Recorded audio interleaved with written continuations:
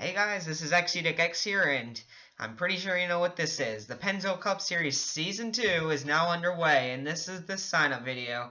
And it's very exciting, as we're finally back, even though it's a day later than when the finale has been posted. But we're going to have all summer to make all the changes and stuff that we have in order to get the season back rolling and underway for Season 2. And if you're returning, you probably know what this is. This is an interactive series, and you control your own destiny in the series. If you're a newbie here, then you definitely want to watch the video. But even though this is Season 2 and Season 1 was my first ever NR2003 offline league series, so I have a couple things to fix for the series, and you'll see throughout the entire video.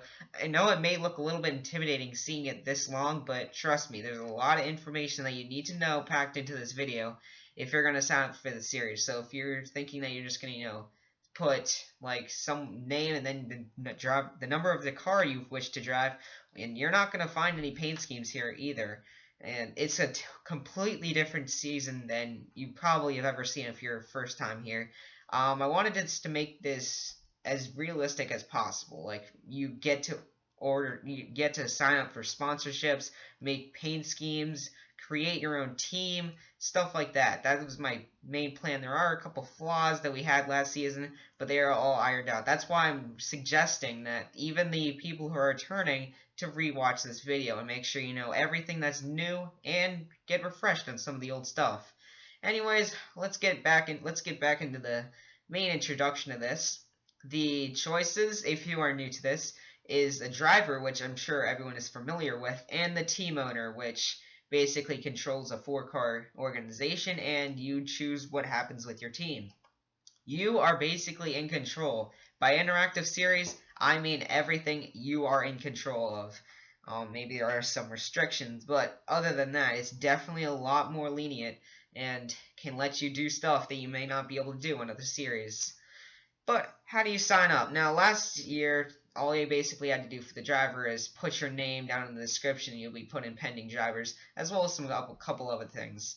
Now, you may think it got a little more complicated, but it didn't. Actually, all you need to do is put your name in the description. And that's all, not in the description, in the comment section. And that is all you need to do. That is the number one thing and the only thing that you need to do for a driver. And once you are accepted, you'll be in pending drivers, either in the comment section, in the description, or it'll be in the site. There's the link in the description for the form page of this series, and you'll be in the pending drivers there. And I suggest that you also sign up for that site as well, as it's a very good site to be in if you're joining the Pennzoil Cup series, as you get to see a lot of the point systems and stuff like that. It's a good site to sign up for, so I do recommend it if you're debating if you're going to do it. But anyways, as you're a driver, you'll be signed up, and basically you'll be contacted by either a team owner or you will contact the team owner themselves. You can either decide to just wait to get an offer, or make an offer yourself and go right in and just keep requesting all of the teams you can to try to get into a ride. It's basically your choice. But here's the big change now. We're getting into the changes now. So if you're a returning driver, you'll know that basically all you have to do is just get confirmation that you're on the team. Well, not anymore. There was a really huge problem last season, and I'm not sure if you guys think it's a problem, but it was a problem for me. There were way too many drivers switching teams willy-nilly. Here's an example. Jake Booker, I guess spoiler alert if you want to go back and watch the old season, but spoiler alert, Jake Booker, your championship winner, was actually racing for National Racing for the 17 races up until the chase races came out. And on race 17, he switched over to Alonso About Racing pretty much at random, just because they requested it to happen. And I don't feel like that should happen. I don't feel like that should happen. Not to say that I don't want Alonso About Racing to win. Sure, it was a great win for them. But I'm kind of looking at it like this. Like Kevin Harvick driving for Stewart-Haas Racing, moving to Hendrick Motorsports suddenly. I just don't feel like that would happen realistically. So this is why I came up with a new system in order to keep the drivers, try to at least keep them where they are for now. by permanent contracts. When you sign a contract, there is no getting out of it. So, now you might be saying, well, this is kind of stupid. I mean, why would you be doing this? Well, it's just more to regulate control. I mean, we had way too many people just switching teams, and it was hard to keep track of, actually. So, I'm doing this for a reason. It's a good one, too, for me. You may not like it because there's more limitations, but in truth, this is actually more of the in real life situations as well. And I mean, I guess you can say it that way, but it may not be the best option for you, but it'll be a lot better for me to have everything be organized. But once you're in the, how do you do these contracts? Like, what's the major deal? So, a contract basically is where the team owner has to make the contract. He says you're going to be racing for me for 6 races, for 12, for the entire year. And all the driver has to do is sign it, basically, by saying, I accept, or something like that. So basically, it's just another step in saying, I accept. It's not, like, really a big difference or anything. It's basically just another step in the process to make sure that you're entitled to that team until the contract runs out. I mean, I feel like it's going to be a great opportunity to really have control over who you have on your team and not, and how long they're going to be staying on or whatnot. I'll keep every contract I get in an enclosed folder, so I will not lose them. So basically, that's the gist of the contracts. Now, that was all with the driver. Now, we get to the team owner. If you're a team owner, you are the owner up to 4 teams. It's pretty self-explanatory. You get to hire drivers by accepting requests or requesting drivers yourself. It's basically the opposite of the driver. You can hire drivers by asking them directly or them asking you. So, and then of course you also have to make a contract for them, and then they accept it. There's no transitions, like the driver can't make a contract and the team owner accept it. It's only the team owner to the driver. So that is the only difference between the driver and the team owner, other than being flipped. But there's other cool perks if you've not been in the series that the team owner possesses. You can set all the requirements on what you want your team to be like. You can set the numbers, the paint schemes, the paint jobs, the paint styles, sponsors, everything like that is controlled by the team owner. And basically, after you sign your drivers into contracts, they cannot be broken, and you are the basic ruler of the team. There is no second opinion for the drivers. Whatever the team owner says goes. I mean, the driver can kind of try to convince them, but basically the team owner has all the power, and the driver is just there to race for them. That's pretty much the only downside for the team owner. Obviously, a lot of people that came to this video might have wanted to, see their car out on the track, but the team owner doesn't get to do that. They only get to have their team cars out on the track, which might be appealing to some people, but we had a good number of team owners as well, so I'm glad to see people enjoy doing that as well. Let's move on from the driver and team owners to, how about a little bit something more creative? The paint schemes and the sponsors. Now, here is one of the most updated fields in this entire series. The paint schemes have been completely revamped, but I'm going to start with the sponsors first. Sponsors are pretty much the same thing. They get put on your car after request, and obviously they will be changed. You actually have to sign a contract for them as well. Contracts will be implemented pretty much everywhere that you have to say accept to. So there's no getting out of that either, until you accept them. But you also, this is a cool thing that I thought of. You will be earning sponsors at the beginning of the year, and very few are given in the middle. Now, if you remember, if you were a part of the Pennzoil Cup Series Season 1, you remember you were actually on your toes because you started out with no sponsors at the beginning of the year. You, in fact, increased your sponsor count through the year by doing successful in races. Now, I'm not saying that probably is a little bit of a takeaway, but this is actually just more realistic because drivers do not get their their sponsor requests in the middle of the year. They usually have everything all wrapped up in the beginning of the year. And that's how it's going to be for this season. You'll pretty much know who's going to be your sponsors throughout the entire year before the season even starts. And I feel like that will be a lot more easier for me to calculate everything and keep the sponsors in check. And obviously there are a couple that may come in and out if you have a really successful season, like you'll have sponsors wanting to increase their contract for a couple more, like maybe races and stuff. It's all out in the air though right now. Their sponsors, it can range between 1 race to 2 years. I mean, it can be anything. Yes, sponsors can actually request a sponsored car for next year, even in season 2. So it's a really cool process. I think I believe the contracts will really help out just the organization of the entire series. So hopefully you are understanding the sponsors concept right now. But let's move over to the paint schemes. This is where things start getting a little interesting. Now, people had a real problem. I said 3 paint schemes at max, but really, people started to abuse that rule. I'm gonna throw out a name there, Jason McCarthy.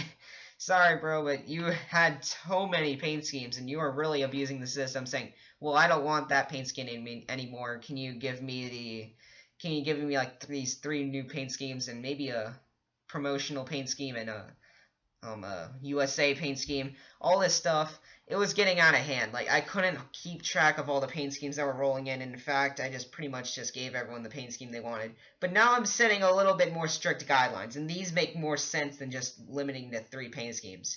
What if you had 4 primary sponsors? Does that mean you'd have to combine a paint scheme for 2 different sponsors? Like, it wouldn't really look good. So, this is what I took initiative in. And now, every sponsor you get, you earn a paint scheme. Yes, so you can either have less than 3 or more than 3 now in this series. So, if you earn, let's say, 3 sponsors, you'll now have 4 paint schemes. You're probably already asking me, well, you did your math wrong. You should have 3. Well, no, because you might be forgetting there's also a no-sponsor paint scheme. So, you'll have a blank car as well as the 3 sponsor paint schemes as well.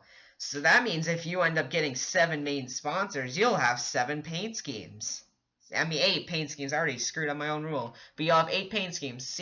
I'm thinking it's really simple. I really think that this is one of my favorite things that's going to come into this series. You're going to have so many paint schemes, and it's going to be more logical. And I think a lot of you guys will like it, and I'll like it as well. It's just more acceptable, I think, and it makes more sense. But here's another thing that also comes with the paint schemes. You actually have to request to fill out, like, you used to just be able to say, I want Jimmy Johnson's paint scheme and in like red. That's not good enough for me. I'd have to like say supply more details. Oh yeah, I wanted the Albari font or whatever. I don't know. And I would say that's still not enough. You have to, you get what I'm saying. Now there is a template. So yeah, there will be 3 templates down in the description or on the form page. It will be the driver, the team owner sign-up sheet, and the paint scheme template. So you'll be referring to this one quite a lot, though, this season. Basically, the paint scheme one, you're going to look at it, and it's going to be pretty intimidating. But trust me, this is all for the better. You're going to have a lot more selection, a lot more variety that you didn't have last year, just because you didn't realize, like, oh, wow, I didn't know I could actually, like, change the roll bar cage or something. It's actually a lot cooler because it allows me to have a better understanding of what you want your paint scheme to look like. Since if you're new to this, I actually make all the paint schemes. But it also makes sure you get your right paint scheme, and I make it for you. So it would be a better communication system. So I'm glad I made a template for it. And I hope that it'll make it a lot more simpler, because I had a little bit of a hard time understanding exactly what you're saying. And I hope that explains exactly what I have going through with the sponsors and the paint schemes now, and I hope you understand that now. Now let's get on to a couple of the topics that were kind of floating around. Multiple roles. Now this is something that a lot of people were really hoping would be in the season. If you don't know by multiple roles, I'm talking about being a team owner and a driver at the same time. Well, not much has changed. You cannot be a full-time team owner and a full-time driver. Sorry, it's still not going to happen, and I'm sorry to let you down. But the key word is full-time, if you did not catch that. Yes, I'm sure a lot of people will actually be a little bit pleased with this, but if you're a team owner, you will be able to drive for your team up to 4 races in a part-time ride. Yes, you are allowed to drive for your team. It just will not be for full time. Sorry, it's just the way it is, and I'm still not allowing full time team owners at the moment, but I hope that, racing 4 races is good enough. But you may have heard that it's part-time. So is that, like you just waste a 4th car and, like, not be able to race it the other 22 races? Well, that's actually not true. You can sign up the driver to run the other 22 races that you're not in the car. I mean, I'm trying to actually promote part-time drivers because if you do not realize, there was a ton of people on the DNQs list. I'll actually get to that later as well. But I'm trying to limit that. There are too many people who are missing races, and I feel like they are really missing out. I was really sad about that. Boy, I just got way too many drivers. I didn't realize that there was going to be that many people signing up. And I thought there was going to be plenty, but I guess not. But now implementing a part-time driver system, you'll be able to, test out some drivers, see if they're worthy of being on your team. Like, you may see this guy in the pending drivers that you may not have seen in Season 1 and say, maybe he's cut out for my team, maybe. I mean, you don't know yet. And you might actually find some talent and decide to let him in on your full-time roster. That's what I'm really liking about the Season 1, the Season 2, I mean, the driver system now that's going to be implemented. So part-time drivers, I think I'm going to start seeing a lot of them. I hope I do at least, and I hope this system really helps it out. And I hope for all you team owners that out there that really wanted to be a driver as well, I hope this is good enough for you. As like I said, 4 races only, so that's all you can get if you're a team owner and want to drive for a car. So anyways, let's go on to the next part. If I hadn't surprised you enough with all these new changes, how about let's go into a completely different section of the sign-up sheet. Now, you may have been wondering, if you go back on your, if you're a team owner, how about this? If you're a team owner and you had 80 grand in profits, 80,000 grand, what do you do with that? I'm just going to let you think about this. Just think of 2 things that you can use on it. I'll give you the first one. It keeps you from being inactive in the sport. If you reach below 0, you will not be racing in the series anymore. And I'm sure 2 teams actually have had that problem already, which is kind of sad. But what is the second one? That's what I thought. There was no point of the profit system other than keeping you in the series. And I realized that was a bad thing, so I have changed it. Now, there are upgrades. The first one, I'm going to start out with the driver. Yes, upgrades. I'm just gonna point this out here. It was actually also implemented in last season as well, but if you did not know, the sooner you sign up, the better you will be. And to date, the first person who signed up to the series is actually Petrie, who drove the 53 car last season. Now, he did not win the championship. He came close. I mean, he was the leader, I believe, at the end of the non-point series, but he did not win the championship. So, I mean, it's not necessarily a guarantee that you'll win the championship. So, but that still goes to say, you still saw a lot of the people who signed up earlier do better than the people who just signed up like halfway through. So, I'm just gonna point that out there. Now, it's not meaning all you people that are signing up right now, like this is your first time, don't be discouraged. You can still try to work your way up there. There's a lot of people, I believe, that are not going to be returning, as I haven't heard from or talked to a lot of these drivers lately, and I'm pretty sure that their spots will be open this season. So just look for those open spots, you rookies, and try to get in them. So we're all looking for brand new spots. I'm sure we'll find some with these when the drivers lose their spots due to being inactive. So anyways, let's get back on topic with the upgrades. You can actually, now, let's start with the first one for the drivers. You can choose to specialize in a specific field, and by that I mean, let's say you want to be good in short tracks. Like, you think you're the short track king back home, and you'd like to be just dominate short tracks. So, let's say also that you don't like road courses. Too long, you can't turn right, it's horrible for you. How about, let's say, okay, so let's turn up the short track by 10 notches. But now that leaves you a 10 to turn down for another another field. And you say, okay, so road course, turn down 10. There you go. That's what I'm talking about when you're choosing to specialize in a specific field. And that's all it takes. That's all you have to do. So now you'll be 10 points higher than the average Joe in short tracks, but 10 points lower at the road courses. And you can do any combination you like. It's just all going to have to equal out to 0 at the end. And by the way, you'll be starting out with 40 to 60. That'll be your range. So you can go up 40 and you can go down 40 as well.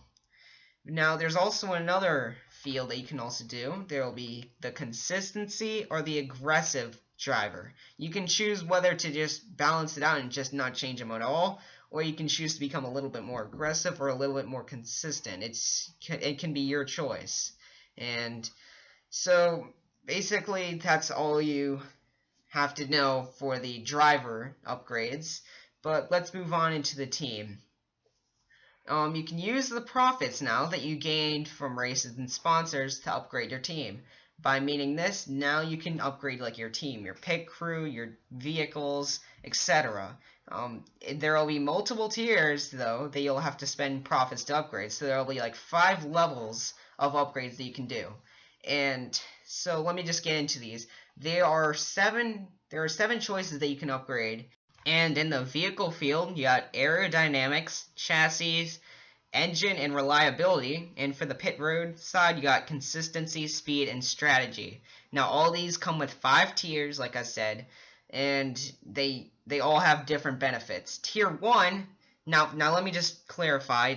The tiers will go in order. You have to get tier 1 before you can get tier 2, tier 2 before you can get tier 3, etc., all the way until you get to tier 5. Now, tier 1, if you choose to upgrade the aerodynamics, it'll cost $2,500. And, you know, that's not much at all. Starting out with 10 grand for a new team, you can get that and still have a 3/4 of your profits left. It's not that bad. And let's say you want to continue it. Let's go to tier 2. However, this time it'll cost $5,000. And then it'll drop you down to $2,500 left in profits. You're getting down a little bit. Tier 3, however, now costs $10,000. So you can't get that anymore either. So you can see how they keep going up and up and up. Tier 4 requires $16,000 and tier 5 is $30,000.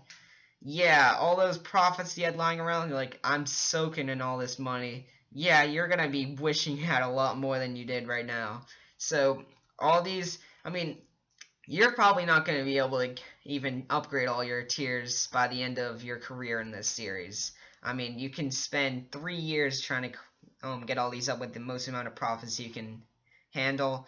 It's probably not going to work. So you're going to need to spend your profits very wisely. You can either save up or you can just spend them all already. It's basically your choice. So let's review. Upgrades for the drivers is the road course, short track speedway, or super speedways. You can choose whether to specialize in any of those, or you can be consistent or aggressive. And for team owners, you can upgrade your vehicle with the aerodynamics, chassis, engine, reliability, or for the pit road, consistency, speed, strategy, and strategy.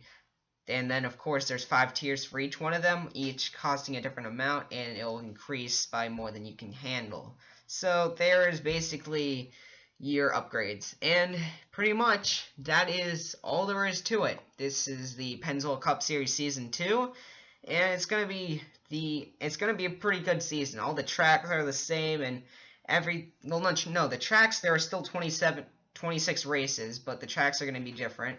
But that's also something I wanted to go into. There are actually going to be polls. If you look down in the comment section, you can probably find some active polls that you can participate in, and they'll be consisting in like whether you want to have a specific manufacturer in it, or maybe a tuning session, or maybe even a track type. Like maybe you want to have a Canadian track enter the race. All you have to do is just participate in these polls, and you'll be posting your opinion on what you want in the series, and you'll even get a little bit of a chance to alter the season in the way you want it to do. Also, if you have any complaints with the season, you can also write them in the comments and I'll try to get around to you. I'll always try to answer your comments, so if you have any questions that I wasn't able to answer in this very long video, I don't know how long it is right now, but if you have any questions, I'll be able to respond, and hopefully this didn't seem too confusing. I mean, there was a lot of new stuff as well as old stuff, but I feel like most of it's actually going to make it a lot easier and just a lot easier to control and understand. Basically, the signups have come out one day after the season 1 ended, and I just want to post the date out there right now. Pretty much, it's going to be around September 1st that the first race of season 2 is going to be out. You're probably all asking, wow, that is a long ways away. And I'm just saying, yeah, it is. It's pretty long away. But just think of all the paint schemes I gotta do now. And all the sponsors I gotta serve out. Whoopee for me, but that actually leaves me with less amount of work to do during the on season, and so I'll have videos coming out even faster than before. So we're gonna have season 2 probably be wrapped up a lot quicker in the long run than season 1. I mean, season 1 actually, I believe it started in July, so it's been 11 months now, and so all the people that stayed with me on this wild journey, it's been pretty cool. And now we're on to season 2, and hopefully you all can stay through that as well. But anyways, thanks you for watching. Check the polls, see if there's anything down there that you want to participate in. I'm sure a lot of you will find some of those polls something you'd want to participate in. And if you have any more questions, comment below. But anyways, this is XUDickX signing out. I'll see you at race 0 at the Bud Shootout.